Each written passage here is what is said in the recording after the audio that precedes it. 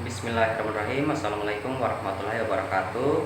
Perkenalkan, nama saya Laode Ardan dengan NIM 220 9501071 kelas PTKC angkatan tahun 2020. Nah, pada kesempatan kali ini di sini saya akan menjelaskan tugas ulangan tengah semester mata kuliah topik khusus multimedia dengan tema atau dengan judul Sistem Pernapasan pada Manusia. Jadi langsung saja kita masuk di poinnya. Di sini yang pertama ada pengertian sistem pernapasan manusia. Pernapasan atau biasa disebut juga dengan respirasi yang dapat didefinisikan sebagai sebuah proses pengambilan oksigen dan pelepasan karbohidrat dan penggunaan energi yang ada di dalam tubuh. Pernapasan adalah sebuah proses yang terjadi secara otomatis di dalam tubuh manusia. Bahkan ketika kita tertidur pun pernapasan dibedakan menjadi dua, yaitu pernapasan luar dan pernapasan dalam. Pernapasan luar ini di mana di dalamnya terjadi pertukaran udara di dalam alveolus dengan darah yang berada di dalam kapiler.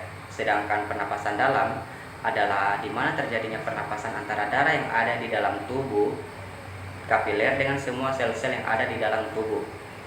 Kemudian di sini ada fungsi sistem pernapasan manusia. Di sini ada beberapa fungsi dan pernapasan pada manusia. Yang pertama, menghirup dan menghembuskan udara.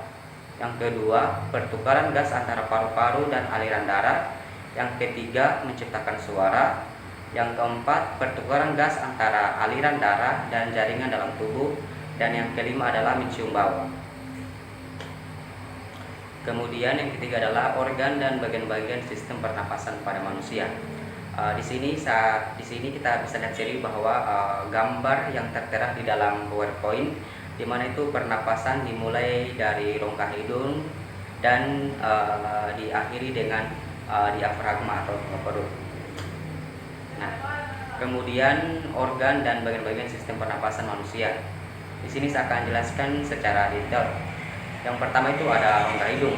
Nah, udara yang berada atau berasal dari luar akan memasuki rongga hidung.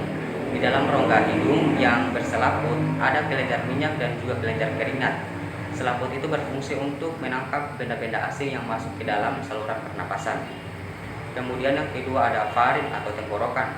Udara yang masuk dari rongga hidung akan melewati tenggorokan atau faring. Tenggorokan memiliki dua cabang saluran, yaitu saluran pernapasan dan saluran pencernaan yang terletak di bagian belakang. Fungsi utama tenggorokan adalah menyediakan saluran untuk udara yang masuk dan juga keluar. Kemudian yang ketiga, trakea atau batang tenggorokan. Nah, yang dimaksud dengan tenggorokan ini adalah organ yang berbentuk pipa dan terletak di sebagian leher sampai ke rongga dada. Dinding tenggorokan sangat tipis dan kaku dan ada di dalam rongga bersilia.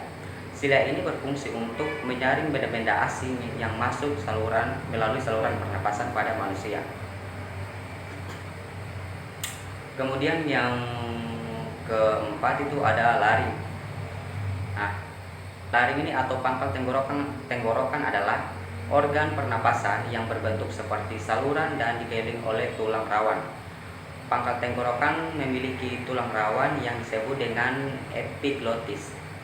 Kemudian ada bronkus atau bronchiolus. Nah, fungsi dari cabang batang tenggorokan adalah menyediakan jalan untuk udara yang ingin masuk dan keluar dari dan menuju paru-paru. Struktur dari batang tenggorokan mirip dengan struktur batang tenggorokan. Kemudian yang terakhir ada pulmo atau biasa disebut dengan paru-paru. Paru-paru berada di dalam rongga dada bagian atas. Di samping paru-paru ada tulang rusuk dan di bawahnya ada diafragma. Paru-paru terbagi menjadi dua, yaitu bagian kanan dan bagian kiri. Nah, kemudian kita masuk di proses pernapasan pada manusia. Di sini ada dua proses pernapasan pada manusia. Yang pertama ada pernapasan dada dan yang kedua ada pernapasan perut. Nah, adapun perbedaan dari pernapasan ini adalah di mana pernapasan dada berada di dalam rongga dada bagian atas. Di samping paru-paru ada tulang rusuk dan di bawahnya ada diafragma. Paru-paru terbagi menjadi dua, yaitu bagian kanan dan bagian kiri. Kemudian definisi dari pernapasan perut adalah pernapasan diafragma adalah pernapasan yang menggunakan diafragma dan otot dinding di rongga perut. Otot diafragma akan berkontraksi dan posisinya menjadi datar. Hal ini menyebabkan volume rongga dada menjadi bertambah besar dan tekanan udara menjadi kecil. Karena tekanan udaranya yang rendah, paru-paru akan mengembang. Saat itulah terjadi masuknya udara ke paru-paru atau proses menghirup udara. Kemudian cara memelihara organ pernapasan. Di sini ada berbagai cara ataupun tips yang saya jelaskan untuk menjaga organ pernapasan kita agar tetap sehat. Yang pertama, kita harus menghindari merokok karena merokok ini merupakan salah satu penyebab utama pernapasan kita terganggu. Kemudian yang kedua ada berolahraga. Nah, dengan kita berolahraga, maka sistem pernapasan kita akan berjalan dengan lancar. Yang ketiga, hindari paparan polusi.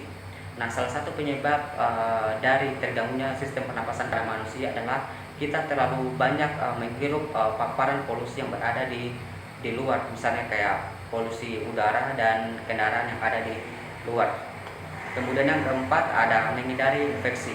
Nah, salah satu penghambat pernapasan yaitu menghindari infeksi.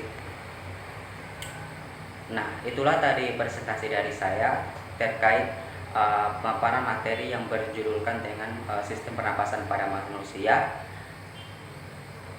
Akhir kata, wabillahi taufiq wal hidayah. Wassalamualaikum warahmatullahi wabarakatuh.